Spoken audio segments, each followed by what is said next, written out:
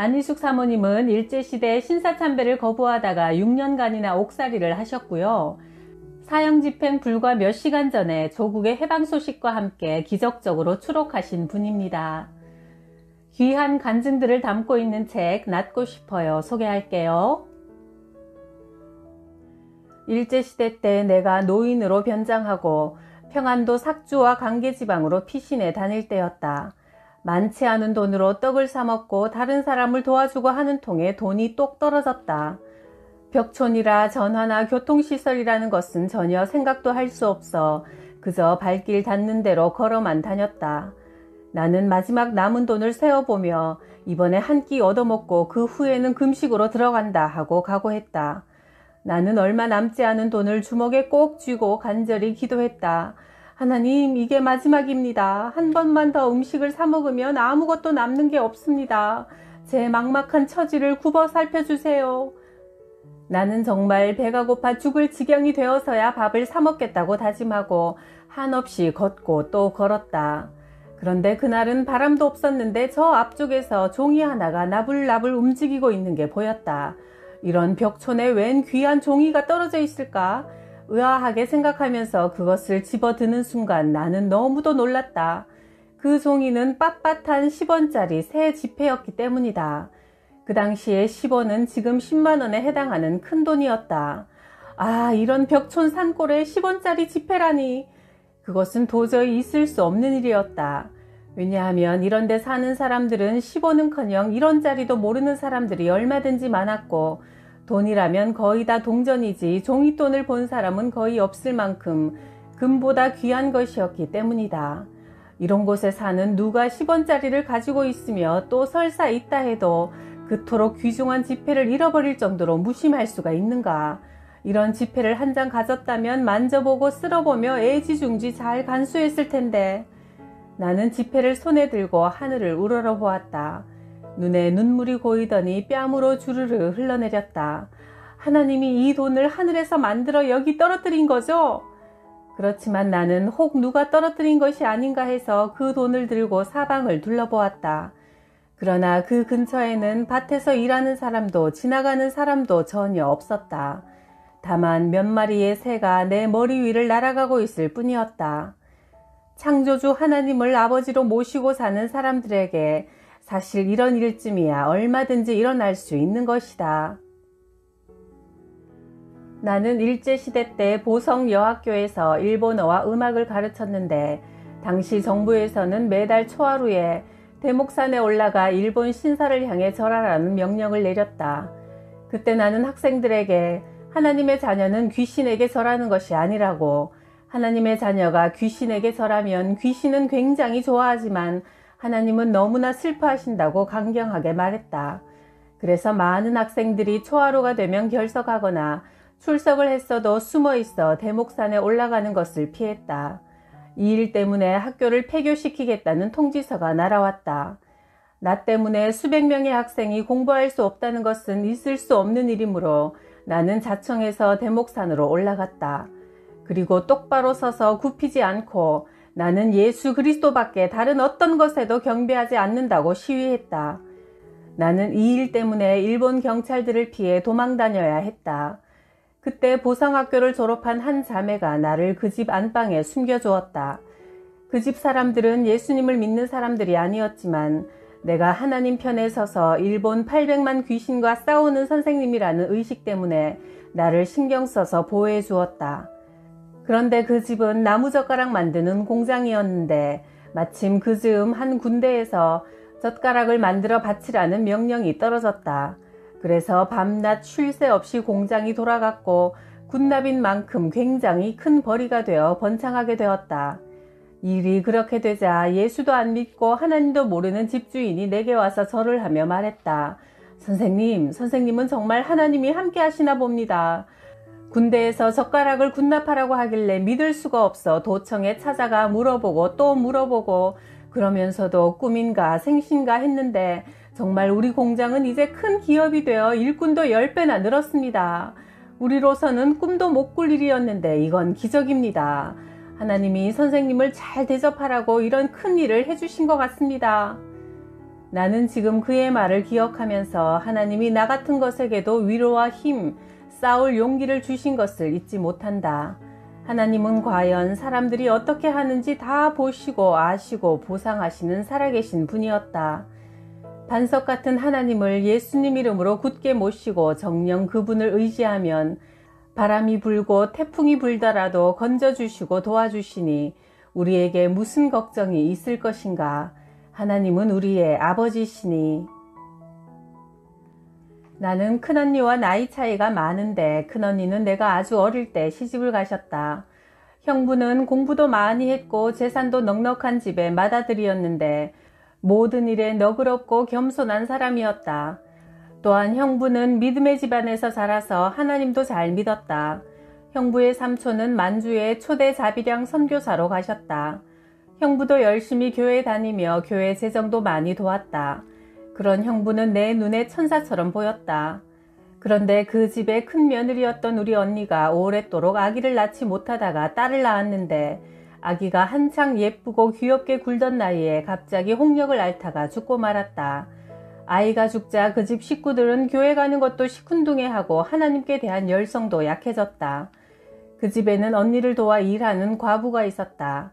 그런데 어느 날부턴가 형부는 이 과부에게 관심을 쏟기 시작하더니 결국 아들까지 낳게 되었다. 과부는 계속 아들 둘을 더 낳았다. 과부는 자만해지고 모든 식구의 사랑과 관심도 그 세 아들에게 쏟아졌다. 물론 그 집에는 하나님을 공경하는 신앙이 다 없어지고 주일에도 교회에 나가지 않게 되었다. 선교사인 삼촌이 이 사실을 알고 크게 노하셔서 형부를 나무랐다. 정신 차리고 주일 지키고 하나님 전에 나가서 하나님을 섬기며 살아야 이 아이들도 잘 되고 너도 후회가 없을 것이다. 삼촌은 혼자 떨어져 외로운 큰언니를 애달프게 여겨 위로해 주셨다. 얘야, 세상은 지나가는 거란다. 네가 믿는 하나님만 꼭 붙잡고 마음 아파하지 마라. 그저 살아가는 동안 네 중심만 하나님께 향해 있으면 되는 거다. 그러면 너는 승리하는 거야. 지금 형편으로선 힘들겠지만 용기 잃지 마라. 아들 열을 낳는 것보다 하나님을 소유하는 것이 우리 인생에는 제일이야. 언니는 그분의 말씀을 순종하여 그 첩을 미워하지 않고 그가 낳은 아들들을 잘 길렀다. 그러나 자기는 그 집에 있어봤자 유익이 되지 않을 뿐더러 남편의 변심에 견딜 수 없이 마음이 상하고 아파서 결국 언니는 친정에 돌아와 믿음이 깊어지고 행복과 기쁨을 찾게 되었다.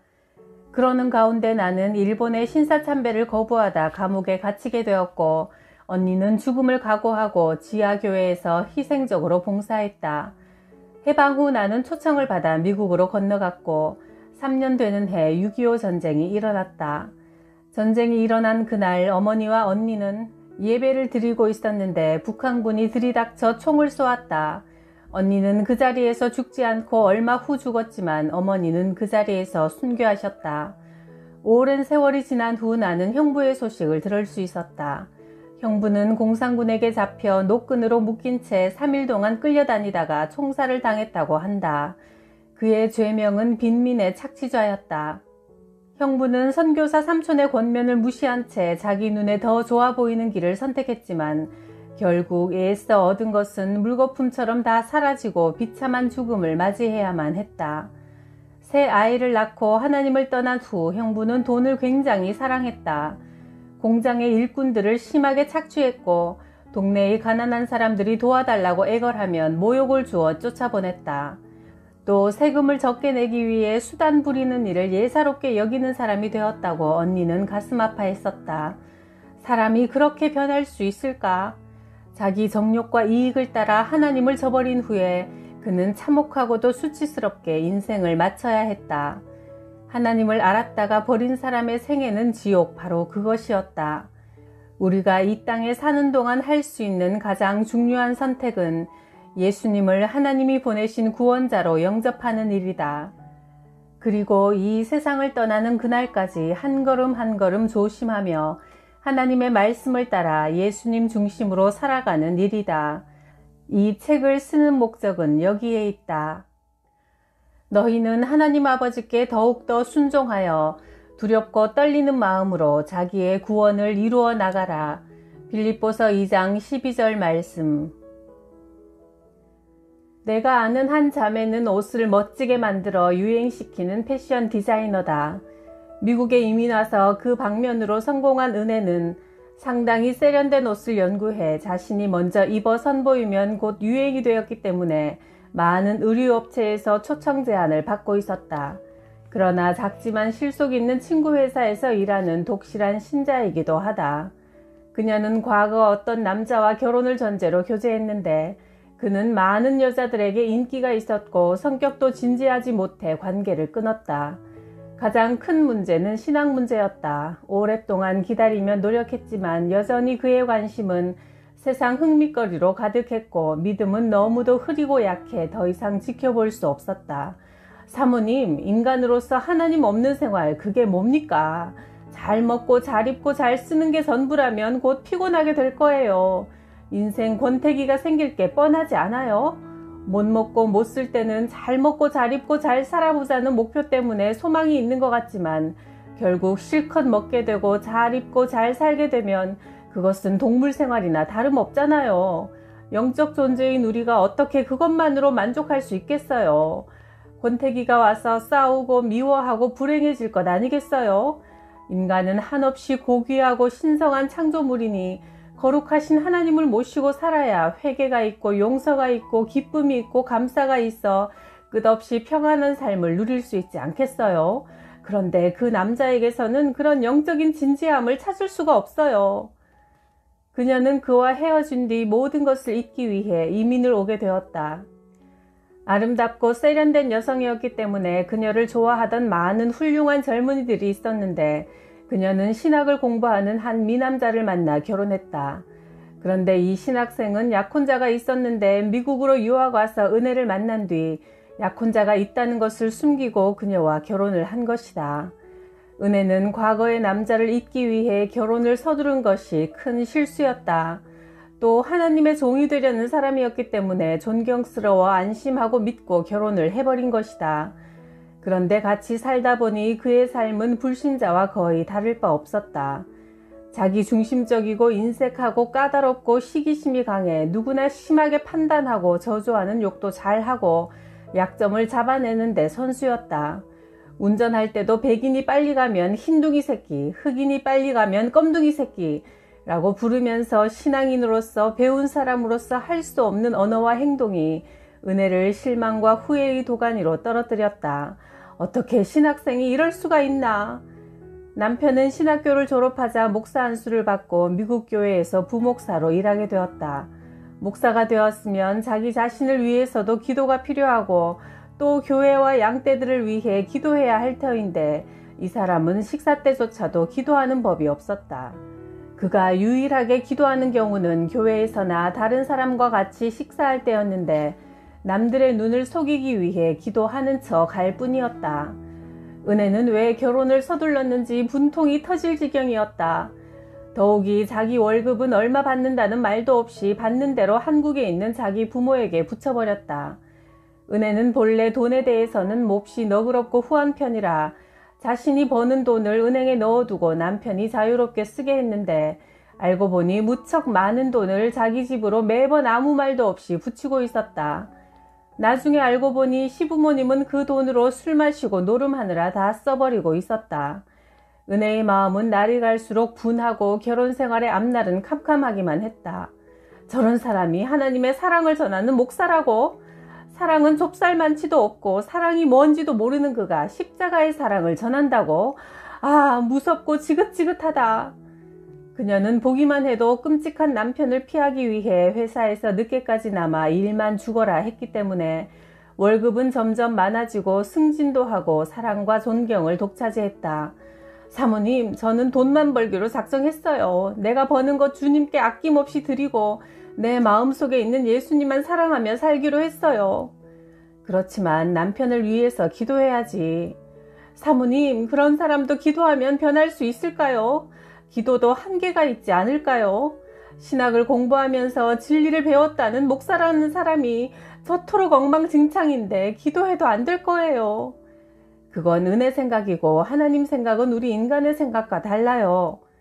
이런 일이 있은 지 8년 후 나는 뉴욕의 어느 한인교회에 초청받아 갔다가 우연히 은혜를 다시 만나게 되었다. 사모님, 꼭 드릴 말씀이 있어서 뉴저지에서 곧장 달려왔어요. 그래, 그 목사 남편 이야기를 듣고 싶은데 그 후 남편을 위해 기도했어요? 네, 기도를 하려니 기가 막혀서 주님, 저 꼴 좀 보세요. 저런 사람이 목사래요. 라고만 했는데 참 놀라운 일이 일어났어요. 그가 한 번은 수영을 하러 갔다 와서 자꾸 허리가 아프다더니 누워버렸어요. 척추 전문 의사에게 가서 진찰을 받으니 골수암이라는 거예요. 그는 만 6년을 꼬박 누워 살았답니다. 간호사를 집에 두고 저는 그를 돌보게 했지요. 그렇지만 약이라는 약을 다 구해 먹어도 낫지를 않고 더욱 심해져 쑤시고 아프고 조금만 움직여도 큰 통증이 와서 손, 발도 맘대로 움직이질 못하고 거의 죽은 거나 다름없었지요. 그런데 그가 마침내 회개를 하는 거예요. 눈에 눈물이 가득하고 그렇게 아픈데도 얼굴이 점점 부드러워지면서 하나님 아버지, 저는 죽어 마땅합니다. 이렇게 쑤시고 아픈 것이 마땅합니다. 내 죄가 얼마나 주님을 아프시게 했는지 이제 알았습니다. 아버지 마음을 제가 이렇게 쑤시고 아프게 했지요. 주님 하고 울면서 회개를 하더라고요. 그리고 평생 기도 안 하는 것을 채우기라도 하려는 듯 종일 누워서 기도만 해요. 38년 된 중풍병자가 그 죄값으로 38년이나 누워 있었지만 저를 제 죄값으로 그렇게 오래 누워있게 마시고 일어나게 해주소서. 그러면 예수님께서 중풍병자에게 하신 말씀대로 다시는 저도 죄짓지 않고 충성스러운 종이 되겠습니다 하고 참여하는 기도를 하더라고요. 그래서 요즘은 제가 아주 기뻐졌어요. 그래요, 이내자매님. 주님은 남편을 일으키실 것이고 또 그만큼 연단시키시고 훈련해 놓으셨으니 이제 일어나서 목사가 되면 정말 목사 같은 참 목사, 훌륭한 목사가 될 거예요. 감사하고 기도하며 기다리세요. 지금까지 정말 잘 참아오셨어요. 참 고마워요. 세상 사람들의 죄도 다 무서운 것이지만 특히 성직을 가진 자들이 범하는 죄는 하나님께서 실로 엄하게 다루신다. 그러나 회개하고 하나님께 돌아올 때 38년 된 병자가 병을 고침받고 죄를 사함받은 기쁨, 새 인생을 누릴 수 있는 것이다. 내가 어렸을 때 평양 장대연 교회에 다녔는데 최영숙이라는 주일학교 선생님이 계셨다. 그분은 부모님 뜻으로 믿지 않는 집안으로 시집을 가야 했다. 시집은 우상을 섬기고 있어 매월 초하루 날이면 제사를 지냈고 늘상 무당과 점쟁이들이 드나들었다.